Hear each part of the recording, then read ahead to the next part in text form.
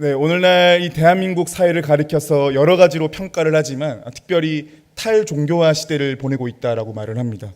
실제로 작년 11월에 있었던 목회 데이터 연구소의 보고에 따르면요, 우리나라 전체 국민 중에 62.9%가 종교가 없다라고 말을 합니다.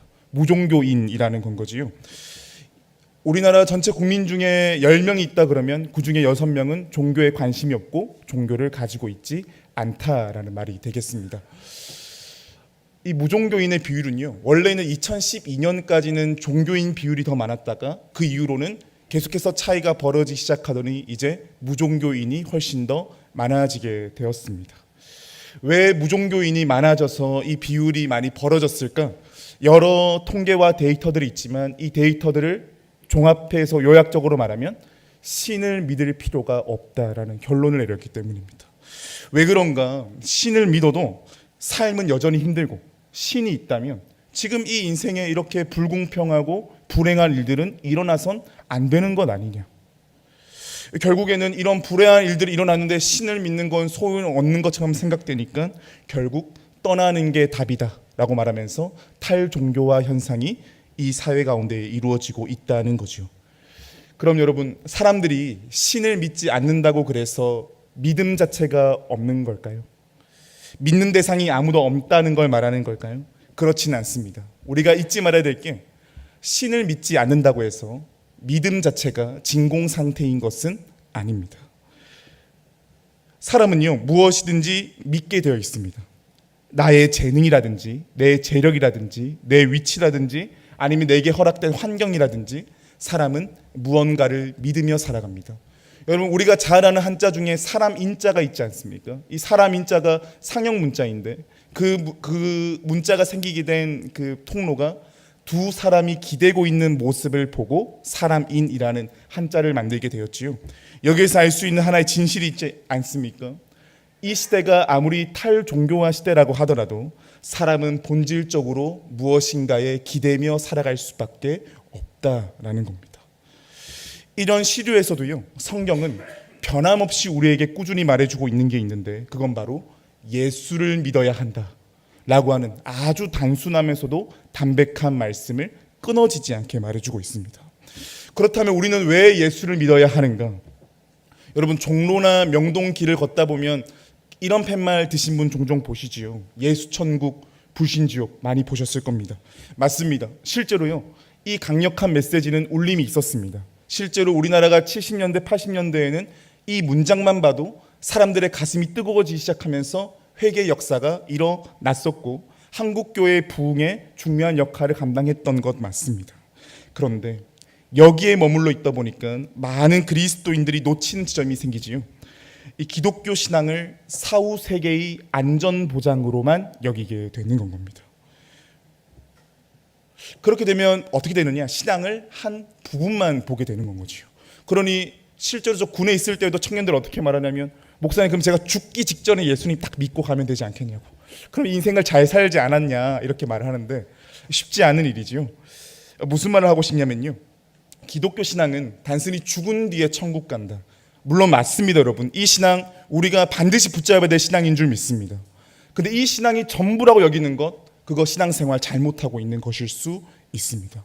왜 그럴까요?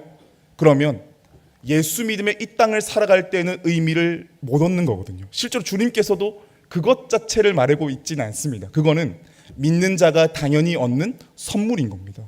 그러면 기독교 신앙은 우리에게 도대체 뭘 말해주느냐? 기독교 신앙은 내 신분이 무엇인지를 알려주는 신앙입니다. 다시 한번요. 기독교 신앙은 이 땅을 살아가는 내 신분이 무엇인지를 알려주는 것입니다. 자, 그러면은 하나님께서는 성경을 통해 우리에게 어떤 신분을 알려주는 걸까요? 너 하나님의 사람이라고 말해줍니다. 즉, 우리는 하나님의 자녀된 신분을 가지고 있는 사람이라는 건 거죠. 하나님의 자녀라는 신분, 늘 경험하며 살면 좋은데 현실은 참 녹록치가 않은 것 같습니다. 하나님의 자녀라고 하기에는 겨우 현실을 살아가고 있는 내 모습을 보게 되니까 그렇지요.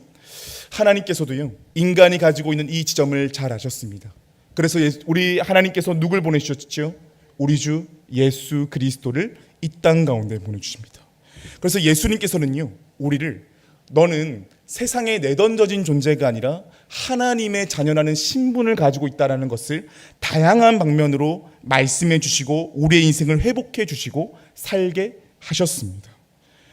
하나님의 자녀로 살아가기 위해서 오늘 말씀을 당신의 사역을 시작하기에 첫 번째 지점에서 말해주고 있는데요. 저희 오늘 말씀인 마가복음 1장 15절 말씀을 다시 한 번만 더 한번 읽어보겠습니다. 마가복음 1장 15절 말씀 저희 함께 읽어보겠습니다. 이르시되 때가 찼고 하나님의 나라가 가까이 왔으니 회개하고 복음을 믿으라 하시더라. 아멘. 사실 오늘 말씀 보면서 수요예배 오셨던 분들은 기억이 나실 수도 있고 안 나실 수도 있는데 제가 이 말씀을 지난달에 하고 이번 달에 또 새롭게 하는 겁니다. 지난달에는 그 첫 번째 단추로 바로 회개하라 였습니다. 회개였습니다. 다시 한번 좀 정리하고 넘어가면요. 회개하고 자복은 다르다고 그랬습니다. 자복은 말로 하는 건데 회개는 행동으로 하는 것입니다. 나 중심적이었던 사람이 하나님 중심으로 바뀌어지는 것, 이게 회개였던 건 거지요. 그럼 회개는 왜 필요한가?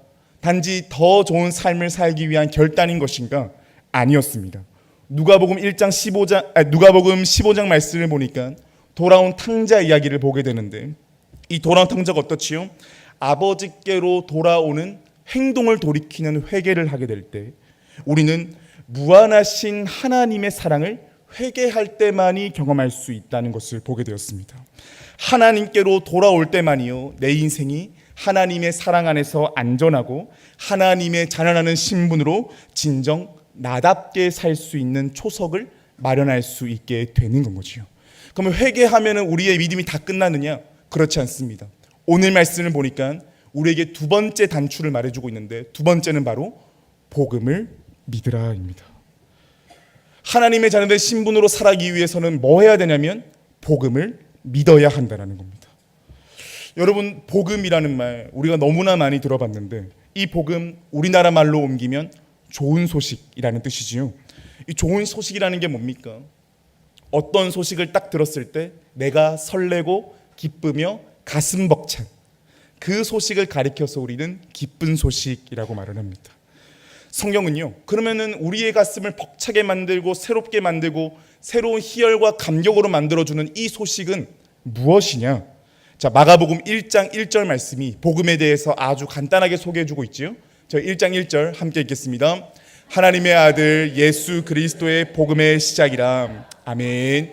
자, 우리말 어순에는 이렇게 시작되는데 헬라어로 이걸 어순을 바꾸면 이렇습니다. 복음의 시작이라 하나님의 아들 예수 그리스도. 헬라어 어순으로 만들면 이렇게 말할 수 있는 겁니다. 앞뒤를 바꾼 것 같은데 앞뒤를 바꾸면서 더 선명해지는 게 있죠. 복음이란 무엇입니까? 하나님의 아들 예수 그리스도.